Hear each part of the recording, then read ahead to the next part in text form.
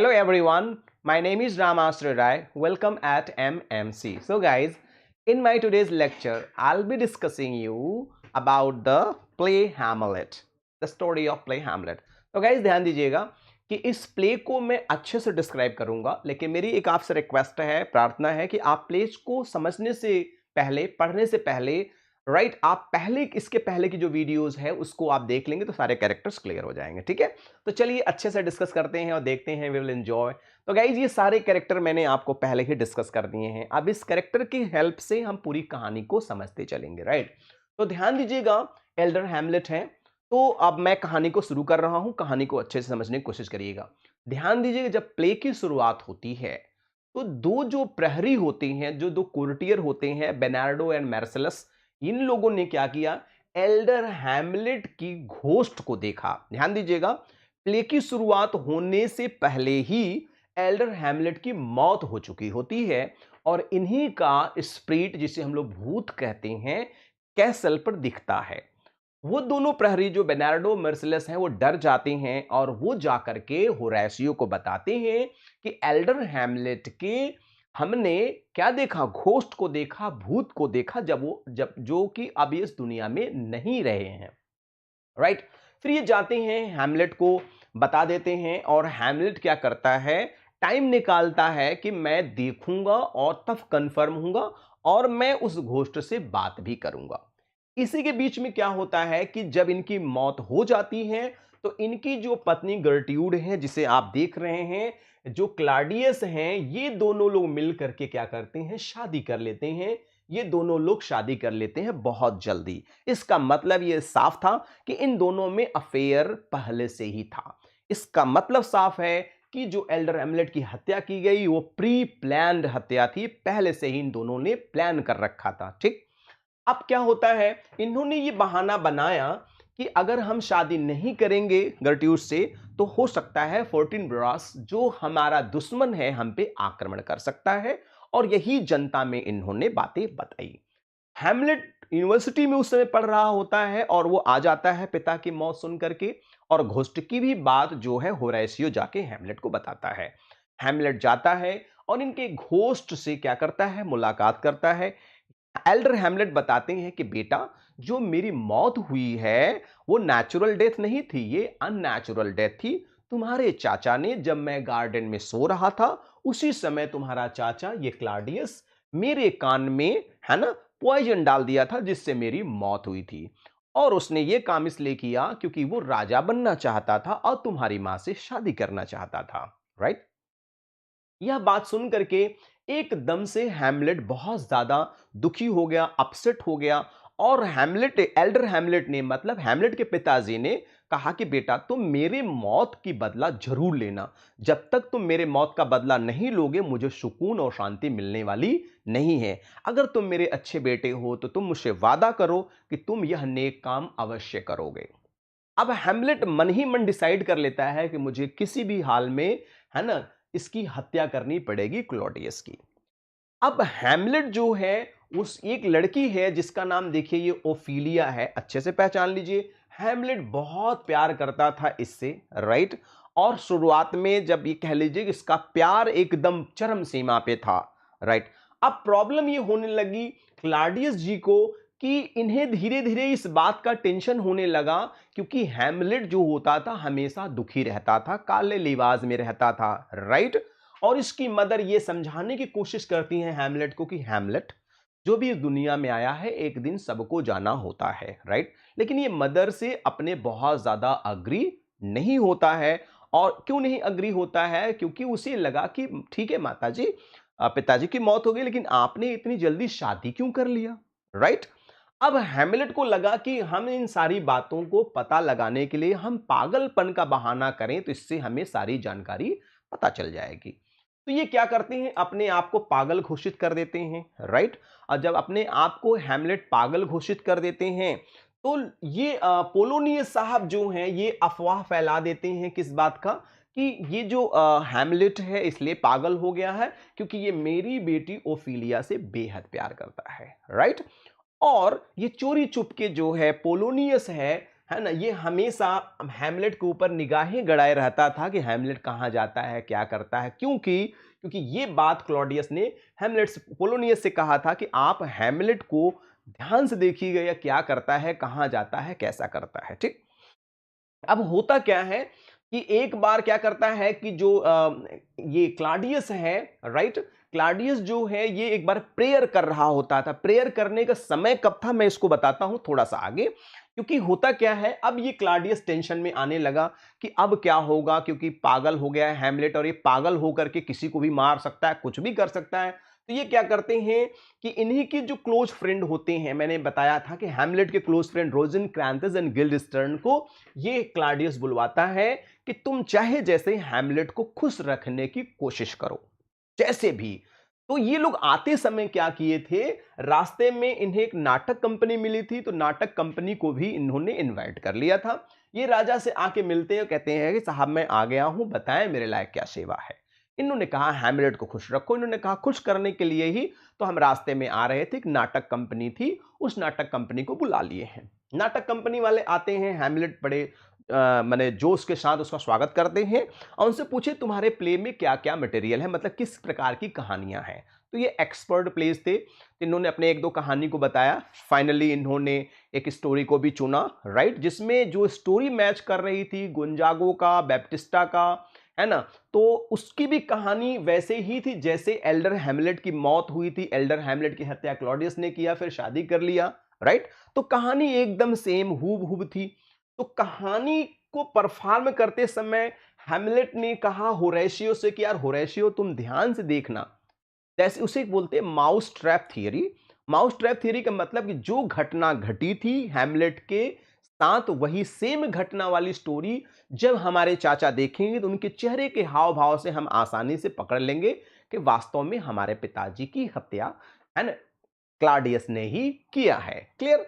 अब क्या होता है कि प्ले के दौरान, प्ले के पहले ही क्या होता है मैं आगे दिखाना चाहूंगा थोड़ा सा, कि प्ले के थोड़ा सा पहले ही ये देखिए क्लॉडियस है, ये प्रेयर कर रहा होता है और उसी समय मौका मिलता है किसको, है ना, हैमलेट को इनकी हत्या करने के लिए। लेकिन हैमलेट के दिमाग में आया कि प्रेयर करते समय किसी व्यक्ति की अगर हम हत्या कर देंगे तो स्वर्ग में चला जाएगा, वो तो नरक में जाएगा ही नहीं, और मैं इसे नरक में नहीं भेजना, स्वर्ग में नहीं भेजना चाहता हूं, मैं इसे नरक में भेजना चाहता हूं। ठीक है।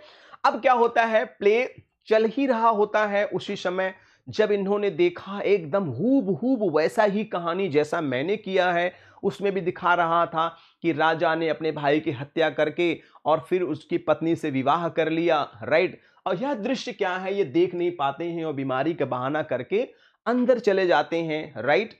और ये गर्ट्यूड हैमलेट को बहुत डांटती हैं कि बेटा तुम्हें अपने पिता को इस प्रकार से अपमानित नहीं करना चाहिए, पिता को तुम्हारे इस प्रकार से कष्ट नहीं देना चाहिए, उन्हें तुम्हें एक्सेप्ट कर लेना चाहिए फादर के रूप में। लेकिन हैमलेट किसी भी तरीके से इस बात को मानने को तैयार ही नहीं होता है। फिर क्या होता है कि हैमलेट अपनी माँ के पास जाता है और माँ से पूछता है कि माँ आप कैसे बदल गईं, मुझे तो विश्वास ही नहीं होता है। फिर ये माँ से जब पूछने लगते हैं, माँ का हाथ पकड़ लेते हैं, जब तक तुम बताओगी नहीं मैं तुम्हें जाने नहीं दूंगा, राइट। अब जब हैमलेट ने हाथ तेजी से पकड़ लिया तो गर्ट्रूड चिल्लाने लगी। तब तक पोलोनियस आके पर्दे के पीछे मैं आपको दिखाना चाहूंगा। ये देखिए क्या है, यहाँ देखिए कर्टेन है, ये जर्ट्रूड है, ये हैमलेट है, और यहाँ पोलोनियस आके छुप जाता है। और तैसे ही हैमलेट को लगा हो न हो ये क्लाडियस ही होंगे, राइट। और मैं जब अपनी माँ से बात कर रहा हूं तो हो सकता है मुझ पर अटैक करके ये मुझे मार डाले, और हैमलेट एक ही वार में पोलोनियस को धराशायी कर देता है। पोलोनियस के मर जाने के बाद ध्यान दीजिएगा कि एकदम क्लाडियस टेंशन में आ जाता है। अब क्या करें, इस हैमलेट का कोई भरोसा नहीं है। तब इन्होंने एक प्लान रचा, एक प्लान बनाया कि इन गिल्डेस्टर्न रोजेनक्रांथिस को क्या किया, इंग्लैंड भेज दिया और एक लेटर लिख दिया कि जैसे ही हैमलेट वहां पहुंचते हैं हैमलेट को मार दिया जाए, इन दोनों को छोड़ दिया जाए। हैमलेट दिमाग से बहुत तेज था, इसने लेटर को चेंज कर दिया, उसमें लिख दिया कि हैमलेट को छोड़ दिया जाए, बाकी इन दोनों को मार दिया जाए। फिर क्या होता है, ये इंग्लैंड से जब वापस आ रहे होते हैं तो ध्यान दीजिएगा पोलोनियस के मौत के बाद, ध्यान दीजिएगा पोलोनियस के मौत के बाद, यहां पोलोनियस की मौत हो जाती है। और पोलोनियस, इनकी मौत के बाद इनकी बेटी जो ओफिलिया है बहुत दुखी हो जाती है क्योंकि उधर हैमलेट पागल हो गया, प्रेमी इसका, और दूसरा इसके पिता की हत्या हो गई, ये आपने नियंत्रण छोड़ दी और ये क्या है कि एक तालाब में कूद जाती है और वहीं मर जाती है। देख लीजिए, ओफिलिया की डेड बॉडी है और ये तालाब में कूदने से इसकी मौत हो जाती है, राइट। और उसी के लिए जो ग्रेव डिगर्स हैं कब्र खोदते रहते हैं और हैमलेट आता है, पूछता है आप किसके लिए कब्र खोद रहे हैं, तो इसने कहा पोलोनियस की बेटी ओफिलिया की मौत हो गई है। जैसे ही पता चलता है इसका बेटा लार्ट्रिस कि मेरे पिताजी की हत्या, मेरी बहन डूब के मर गई और उसका सर्वे सर्वा जो कोई कारण है वो कोई और नहीं बल्कि हैमलेट है। अब हैमलेट, जैसे ही हैमलेट वहां पहुंचता है तो ये इसकी प्रेमिका है, जाहिर सी बात है ये देखना चाहते हैं, और जैसे ही हैमलेट को लार्ट्रिस देखता है, गुस्सा जाता है, दोनों कब्र में कूद जाते हैं, एक दूसरे को मारने मिटने के लिए तैयार हो जाते हैं। फिर मामला को शांत कराया जाता है। फिर कहानी आगे बढ़ती है तो अब क्लाडियस का जो टेंशन है वो दिन पर दिन बढ़ता चला जा रहा है। अब क्या करें? फिर इन्होंने क्या किया, लार्ट्रिस, देखिए इसको उकसाया कि तुम्हारी बहन की मौत का जिम्मेदार केवल केवल हैमलेट है और कोई और नहीं है, इसलिए तुम्हारे लिए मैं एक ड्वेल, देखिए ध्यान दीजिएगा, देखिए एक मैं युद्ध का आयोजन करता हूं जिसमें तुम और हैमलेट ये दोनों लोग लड़ेंगे। तुम्हारी जो तलवार होगी वो जहर बुझी होगी और तुम हैमलेट को थोड़ा सा खरोच कर दोगे तो वो मर जाएगा, कहानी खत्म हो जाएगी। ठीक, तो द्वंद्व युद्ध का इसने आयोजन किया। क्लॉडियस ने द्वंद्व युद्ध का आयोजन किया और उस युद्ध में इन्होंने क्या किया कि एक प्याला, ध्यान दीजिएगा, एक जो शरबत है, ध्यान दीजिएगा, एक प्याला, मैं आपको ये सिचुएशन समझा दूं, क्योंकि प्याला इसने रखा उन्होंने, क्योंकि अगर हैमलेट जीत जाता है तो मैं इसे जहर, उस प्याले में जहर डाल रखा था इसने कि इस जहर से मैं उसको चीयर्स के लिए दे दूंगा और वो जहर से मर जाएगा। ठीक है, तो चलते हैं थोड़ा सा पीछे फिर। और तो होता क्या है कि ये बहुत बड़ा षड्यंत्र रचता है और षड्यंत्र के मुताबिक ड्वेल का आयोजन होता है। देखिए ड्वेल का आयोजन हो रहा है और ये हैमलेट हैं और ये लार्ट्रिस हैं, राइट। और युद्ध के दौरान क्या होता है, दोनों लड़ते हैं और लार्ट्रिस क्या करता है, इनको घायल कर देता है। और जैसे ही जहर बुझी तलवार से जब ये घायल हो जाते हैं तो जाहिर सी बात है ये तड़फने लगते हैं। और उसी समय ये देखिए क्या है, ये हैमलेट है, ये होरेशियो है, ये लार्ट्रिस देखिए यहाँ पे पड़ा हुआ है, ये इसकी माता जी हैं जो मर गई हैं, ये देखिए इसकी माता जी हैं। फिर क्या होता है, जैसे ही हैमलेट को तड़फता हुआ देखती हैं, इनकी मदर गर्ट्यूड जो हैं, इनकी मदर जो गर्ट्यूड हैं, ये टेंशन में आ जाती हैं और रखे हुए प्याले को, इनके सामने जो ये प्याला रखा रहता है और उसको ये क्या करती हैं, उठा करके ये पी लेती हैं पानी समझ करके। और जैसे ये पीती हैं ये तड़फ करके मरने लगती हैं। हैमलेट समझ गया कि चारों तरफ षड्यंत्र ही षड्यंत्र है।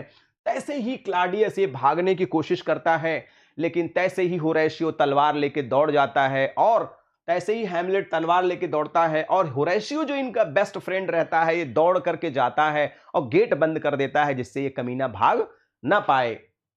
होता क्या है कि आप सिचुएशन को देख लीजिए, ये सिचुएशन है, कितनी बुरी सिचुएशन है कि ये देखिए हैमलेट है, ये होरेशियो है। अब हो रहा क्या है, हैमलेट के अंतिम समय आ चुके हैं, समझ में नहीं आता था उसको क्या करें क्या ना करें, राइट। इसने दौड़ करके अपने चाचा को एक तलवार मार देता है और जो पॉइजन इसकी मदर ने पिया था उसी पॉइजन को जबरदस्ती क्लाडियस को भी पिला देता है। और जो ये हैमलेट है फिर एकदम गिर जाता है और होरेशियो उसको अपने गोद में ले लेता है। और अब होरेशियो अपने गोद में ले लेता है, उसी समय तुरंत ही क्या होता है कि जो 14 ब्रास है पूरी सेना लेकर के महल में प्रवेश करता है और देखता है, oh my God, all are dead, सबके सब मर गए। होरेशियो कहता है कि माय लॉर्ड, ऐसा ही हुआ है जो आप देख रहे हैं, कुछ भी छुपा नहीं है। और होरेशियो ने बताया कि जो घटनाएं घटी हैं, बताया 14 ब्रास को। हैमलेट क्या करता है, उसकी आखिरी सांस आने को होती है, हैमलेट कहता है कि मेरा जो डेनमार्क का जो अगला राजा होगा कोई और नहीं होगा, वो 14 ब्रास ही होगा और होरेशियो तुम मेरे प्रॉपर्टी के पूरे मालिक बनोगे। होरेशियो कहता है माय लॉर्ड, अब मैं भी नहीं जीना चाहता हूं, मैं भी मरना चाहता हूं। लेकिन हैमलेट ने कहा कि नहीं, तुम्हें जीना होगा और दुनिया को बताना होगा जो कुछ भी मेरे साथ घटना घटी है। और फिर लास्ट में Hamlet, the rest is silence, कहता है अब होरेशियो मुझसे शब्द बोले नहीं जाते, मेरे से अब शब्द नहीं निकलते हैं, अब मुझे जाना है और तुम्हें रहना है, दुनिया वालों को बताना है कि हैमलेट कैसा था, हैमलेट की मजबूरियां कैसी थी। तो गाइज ये पूरी की पूरी स्टोरी थी। आई होप आपको कहानी जरूर समझ में आ गई होगी। तो ध्यान दीजिए गाइस, कुछ इंपॉर्टेंट लाइंस भी हैं, उसको भी हम लोग देख लेते हैं। तो देखिए, sometimes my sister today my queen, right. ये देखिए क्लॉडियस हैं, ये आप गर्ट्यूड हैं, राइट। तो समाज को बताते हैं क्लॉडियस शादी करने के बाद कि gentleman sometimes my sister today my queen, right. यहाँ सिस्टर का मतलब ये कभी मेरी भाभी थी और आज मेरी ये रानी बन गई हैं। तो ये Claudius to Hamlet act first और सीन सेकंड का है। क्लॉडियस हैमलेट को बताता है और पूरे समाज को बताता है, पूरी दुनिया को बताता है। नेक्स्ट है, death is the last goal to life. Goal of life यहां होना चाहिए, goal of life on earth and he got a natural death, right. इनकी माता जी जो हैं वो हैमलेट को बताती हैं, कहते हैं बेटा ये जो मौत है ये तो जिंदगी का आखिरी गोल है, और तुम्हारे पिताजी की जो मौत हुई है किसी ने मारा नहीं है, इनकी तो नेचुरल डेथ हुई है। Death is the last goal of life on earth and he got a natural death. तुम्हारे पिताजी की जो मौत हुई है वो नेचुरल डेथ हुई है। गर्टी to Hamlet act first scene second की लाइन है। अगली लाइन है, अब हैमलेट बहुत टेंशन में है और वो देखता है उधर होरेशियो ने बताया कि भूत तुम्हारे पिताजी का आया था, तुम्हारे पिताजी की हत्या की गई है, ऐसा मुझे प्रतीत होता है। हैमलेट टेंशन में है, समझ में नहीं आता, और फिर हैमलेट मिलता भी है अपने फादर के घोस्ट से। फादर बताते भी हैं तुम्हारे चाचा ने ऐसा ऐसा मेरे साथ किया। वो टेंशन में है, फिर देख रहा है कि इधर क्या है, सेरेमनी चल रही है, किसकी, क्लॉडियस की और क्लॉडियस की और गर्ट्रूड की शादी की सेरेमनी चल रही है। उसी पे गुस्साता है और हैमलेट कहता है फ्राइलिटी दाई नेम इज वुमन, मतलब औरत कमजोरी तुम्हारा नाम ही औरत है।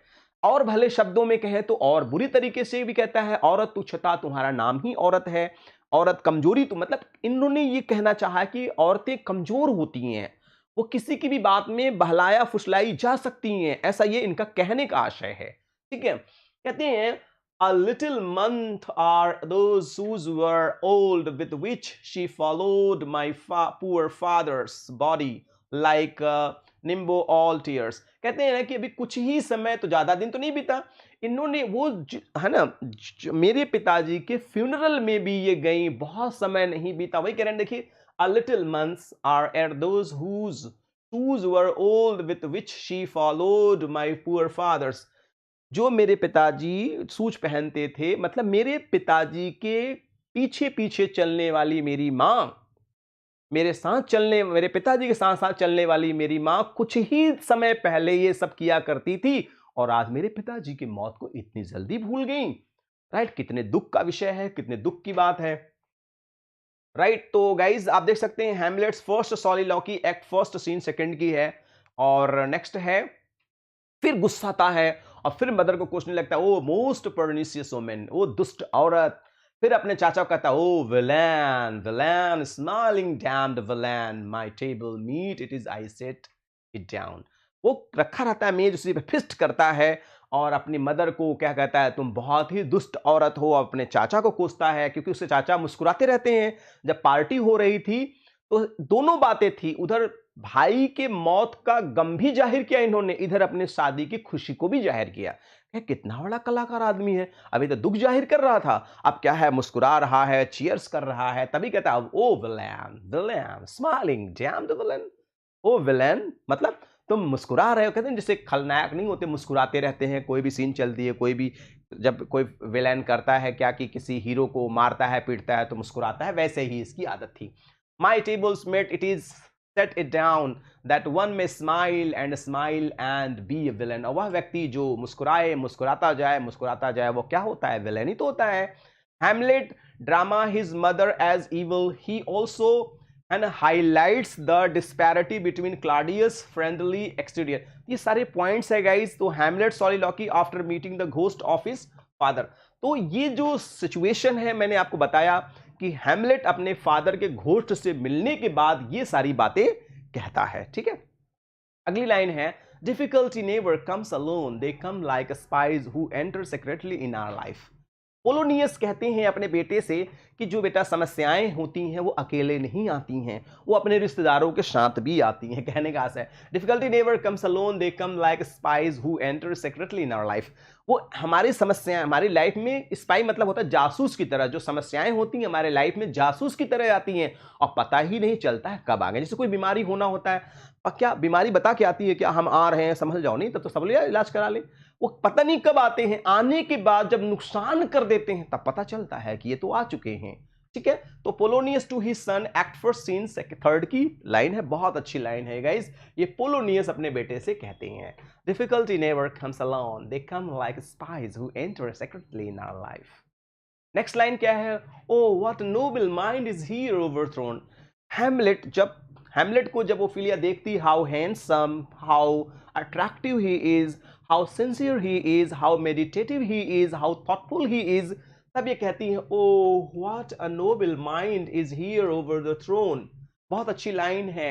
The courtier, soldier, scholars, eye, tongue, words, expectancy and rose of the fair state, the glass of fashion and the mold of form, the observe of all observers quite down। ये Ophelia का statement है guys, बहुत ही heart touching statement है। आप और enjoy तब करेंगे जब आप किताब को पढ़ेंगे लाइन टू लाइन, क्या आनंद आता है। शेक्सपियर के सारे प्लेज सोने की खान की तरह है, जितना निकालते जाओ उतना वो निकलता चला जाता है, उतना मिलता जाता है।